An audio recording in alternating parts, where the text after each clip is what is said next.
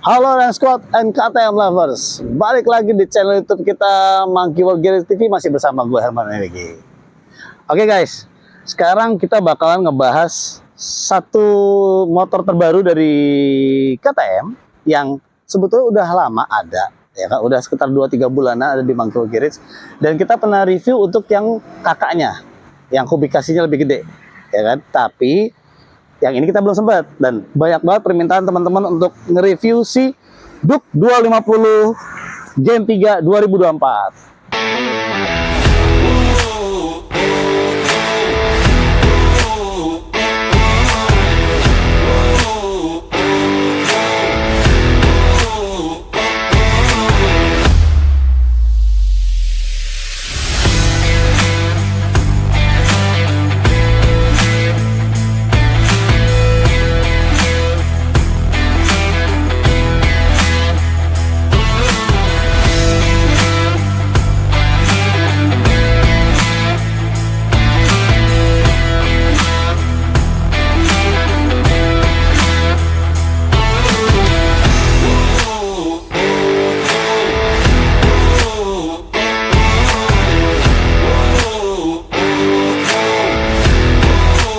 Oke guys, gue pengen ngebahas dan nge-review motor ini, kecanggihannya, perbedaannya, dan yang lain-lain. Mungkin kalian bisa lihat di Google, tapi gue akan ngebahas lagi.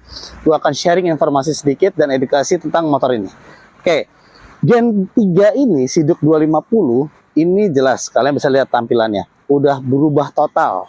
96% Diskan klaim kalau perubahan itu sudah dilakukan di Duke Gen 3 250 ataupun yang 390, ya kan? Nah, cuman emang ada perbedaan yang pasti dari si 390 dan si 250. Oke, kita lihat. Kalian bisa lihat kan? Jadi motor ini, si Duke Gen 3 ini, dia shroudnya udah beda, ya kan? Headlamp udah beda, terus kaki-kaki udah beda, dari depan ke belakang, engine pastinya beda, terus braking system beda, dan tingginya pun beda dari segi kenyamanan dan handling. Oke, kita bahas satu persatu. Jadi gini, si Duke Gen 3 ini memang dia udah aplikasikan mesin LC4C, ya kan? Dan uniknya di 250 Gen 3 mesinnya menggunakan SHAC. Bayangin, bukan DHC. Cuman kerennya dia, walaupun SHAC, dia punya horsepower yang gede banget. Horsepowernya 30 dengan torsinya 24.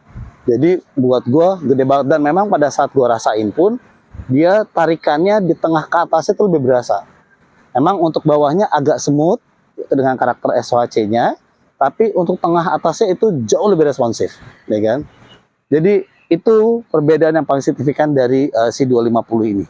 Jadi dia mesinnya walaupun sama-sama LC4C dengan kakaknya 390, tapi 390 tetap menggunakan DHC, 250 menggunakan SHC, ya kan? Jadi pastinya dia ngejar regulasi, terus ngejar juga yang namanya kenyamanan, mungkin dari safety, dari mungkin iritnya gitu kan, karena memang motor ini sih irit banget gitu.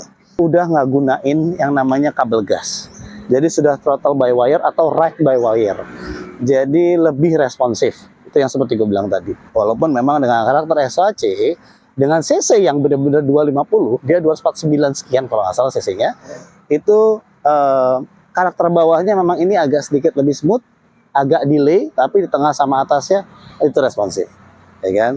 Terus untuk speedometer, nah kerennya juga, jadi ini memang udah tampilan udah beda banget dari mesin, ya kan? Setelah itu tampilan ke teknologi yang ada di sini, selain modelnya dia udah seperti TFT speedometernya, walaupun masih monokrom, cuman dia sudah ada yang namanya riding mode.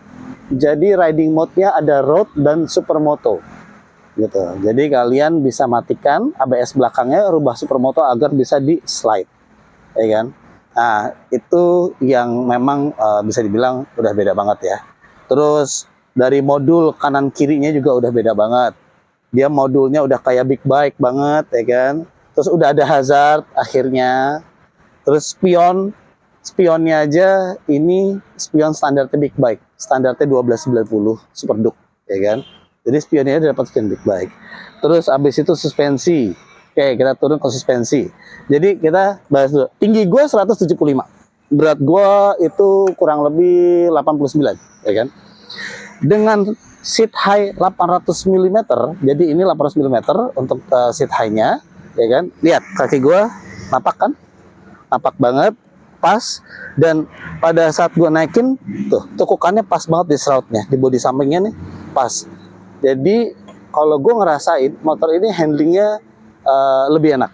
Gue ngerasa motor ini dibandingin Gen 2 ya, itu lebih enak untuk manuver gitu. Kalau untuk Gen 2 dia kayak agak lebih mundur ya kan, dan ini kan deket nih, jadi otomatis nih dari tangki ke stang jadi lebih deket. Gue ngerasainnya tuh manuvernya jadi lebih enak gitu. Terus yang pasti karena ini menggunakan WP Apex tuh, dari depan belakang udah menggunakan WP Apex dengan diameter depan juga 43 seperti ya pada umumnya. Ada perbedaan, yaitu apa? Reboundnya udah kerasa, walaupun memang nggak ada settingan rebound. Buat belakang kerasa, buat depan kerasa. Gitu. Jadi standarnya dia, suspensinya, itu gue bilang udah gokil. Gitu. Jadi buat teman-teman yang punya masalah dengan tinggi, Duke 250, ini pas banget tingginya. Tuh, kalian bisa lihat. Ya kan, gue masih nekuk, dan ini napak dua-duanya. Gitu. Jadi untuk suspensi nyaman, habis itu yang lain-lainnya juga. Oke, gue kasih lihat lagi. Oke, dan gue sekarang mau ngasih lihat lagi tadi engine udah, untuk teknologi di speedometer udah, untuk kaki-kaki udah kita kasih lihat, untuk seat high udah kita kasih lihat, ya kan? Nah sekarang untuk braking system, KTM selama ini punya ciri khas itu kanan kiri, maksudnya belakang tapi kanan, depannya kiri, kayak motor-motor dirt bike atau motor-motor adventure-nya. Cuman di Gen 3 ini udah berubah menjadi kanan-kanan. Tetap masih dari Vibri, ya kan? Diameternya juga untuk master remnya gue yakin masih 14 mili, cuman udah beda banget bentukannya, bener-bener bentuknya sama kayak mirip-mirip 790 master remnya, ya kan? Terus untuk kaliper juga udah beda banget bentuknya, walaupun pitch-nya tetap masih 80, ya kan? Disc brake-nya udah beda, dan disc brake-nya sekarang diameternya 320, jadi lebih besar.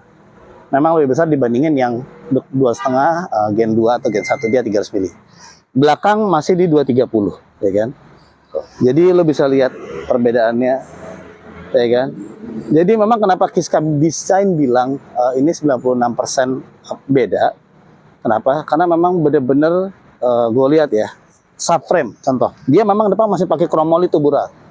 Depan masih pakai kromoli tubular, tapi bagian belakang dia udah pakai casting. Ya jadi ini nih frame belakangnya, ini subframe belakang, ini bodinya nih.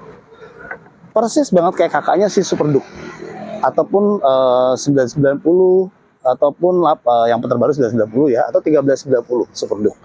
Jadi subframe-nya, frame-nya dia udah beda. Setelah itu arm belakang dia udah beda, ya kan. Terus posisi shock breaker-nya dia di samping. Dan gue ngerasain kayak tadi gue bilang, manuvernya jauh lebih enak karena mungkin Apex-nya dengan konstruksi si shock breaker dengan armnya yang di samping itu bikin motor gue ngerasa lebih stiff. Memang betul pada saat gue nyobain pertama kali 2,5 atau 390 ngerasa kayak agak lebih enteng, padahal bobotnya 143, ya kan? Bobot keren ini kalau nggak salah 143, koreksi gue kalau salah, tapi 143, ya kan? Gue ngerasa nih motor kok kayak enteng banget ya. Terus kalau dibelokin bawaannya pengen rebah terus. Ayo setelah gue nyesuain, oke, ini motor ternyata jadi lebih enak untuk dikontrol pada saat lo manuver atau pada saat lo konring, ya kan? Dan gue yakin desain dia dengan shock yang di samping ini mempengaruhi banget. Apalagi menggunakan si Apex tadi, ya kan? Jadi udah memang lebih enak lah. Terus, karena memang dia BS6, ya kan? Bukan BS6 lagi, mungkin yang di sini kan ya masuknya tetap BS ini BS6. RC4C ngejar pasti Euro 6, ya kan? Dia untuk knalpotnya, exhaustnya dia balik lagi ke underbelly. Nah, itu yang bikin gokil. Jadi knalpotnya dia balik lagi standar ya, balik ke underbelly. Walaupun aftermarket yang baru masuk di kita ada aero, itu dibikin side muffler. Tinggal masalah selera aja. Kalau gue sih suka Duke itu memang side muffler. Tapi ada juga Acra yang kita pesen power partnya itu di underbelly. Nah, dan di underbelly-nya ini persis kayak BS6 yang sebelumnya. Dia knalpotnya ke depan, terus samping, ya kan? Nah, dan uniknya di sini ada dua, satu ada O2 sensor, satu ada sensor CO. Pastinya sih, gue rasa buat regulasi kali ya, biar motor pasti jadi lebih irit, lebih bertenaga, ya kan? Lebih safety. Gitu. Terus untuk sen semua masih sama bentuknya. Nah, terus untuk seat high-nya, nah ini empuk banget. Jadi seat high ini ada dua pilihan sebetulnya. Ada yang tadi 800, ada yang 820. Kalau kalian mau beli optional, itu power part-nya itu ada yang 820. Jadi nambah 20 mili. Untuk lebih tinggi itu hanya beda di joknya aja. Tapi kalau untuk standarnya dan ini joknya lebih empuk dibandingin Gen 2. Gen 2 tuh orinya tuh kayaknya berasa lebih keras. Ini jauh lebih empuk gitu. Terus belakang udah ada grab handle, ya kan? Terus spakboard belakang, gue bilang udah manis. Jadi kalau kalian mau bikin lebih compact, lebih slim, kalian bisa pakai TLTID RNG. Tapi kalau kalian nggak mau pun, ini lebih oke. Kenapa? Karena rangka ininya keren ya. Rangka ininya keren dan nggak terlalu panjang, nggak kayak Gen 2. Gen 2 kan panjang banget, makanya sering patah. Ini gue lihat panjangnya pas. Jadi ya memang desainnya dibikin benar-benar berbeda dari gen sebelumnya. Terus teknologinya pun sama berbeda, powernya juga sama berbeda, dan yang paling kalau gue bilang ada improvement banget di sini ya selain tadi mesin, teknologi, radiator pendinginan. Kalian kan selalu khawatir permasalahan dengan KTM itu ada mitos kalau KTM gak mau overheat. Kita sering bahas banget. Kalau KTM Gen 2, Gen 1 memang karena speedometernya barnya itu tinggi. Tapi kalau lihat di diagnostic scan, itu tetap aja fan-nya akan nyala atau termostatnya akan aktif di 96 dan mati di 89. Tapi ini karena radiator dia dipakai yang terbaru, yang kayak C398 melengkung dengan dua fan kanan kiri, dia maksimum hanya di 96. Biasanya 98, ini 96 fan nyala dan di 89 ya fan-nya mati. Jadi lebih dingin nih motor. Dan entah kenapa gue ngerasain walaupun fan-nya kanan kiri, biasanya kan kalau yang lama teman-teman mungkin udah pernah pakai KTM, dia ngerasa di kaki itu berasa agak lebih panas. Ini enggak. Ini jadi pembuangan anginnya benar-benar ke samping, jadi nggak kena ke kaki kita. Jadi aman dari si semburan fan-nya radiator. Nah, jadi itu sih guys.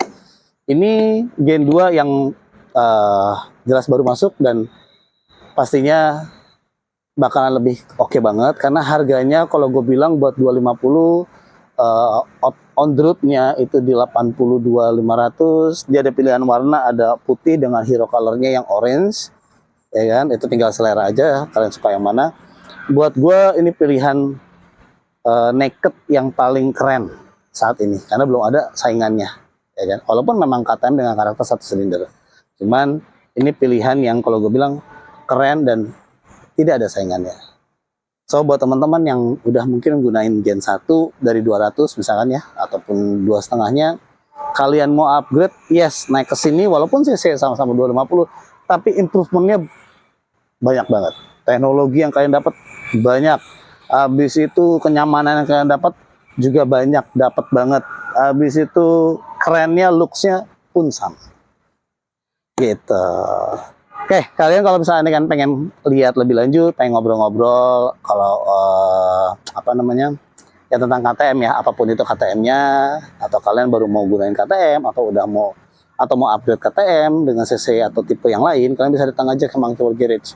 Bisa ketemu sama gua ataupun tim MWG di Jalan Cempaka 5 nomor 14, Jakarta Selatan, Bintaro Sektor 1. Nah, kalau misalnya kalian mau lihat juga modifikasi apa aja yang udah ready buat Gen 3, kita pun sudah banyak. Dari ini kayak ini nih contoh, udah kita pasangin windshield, ya kan, dari FXR dan power parts. Terus frame slider, fork slider, exhaust kita udah ada, TLTID ada, engine radiator guard ada, spion ada, bar and weight ada, dan segala macam. Jadi ada macam-macam sih. Ya. Itu aja mungkin video dari gua. Nanti bakalan banyak cuplikan kerennya tentang motor ini. Yang pasti jangan lupa like, follow, terus subscribe YouTube kita biar kita bisa tetap kasih teman-teman informasi dan edukasi mengenai KTM atau keluarga si Orange, ya kan? Dan kalian bisa jadi bagian dari Orange Family atau Orange Squad. Itu aja, Herman sign out. Sampai ketemu di video selanjutnya. Bye bye.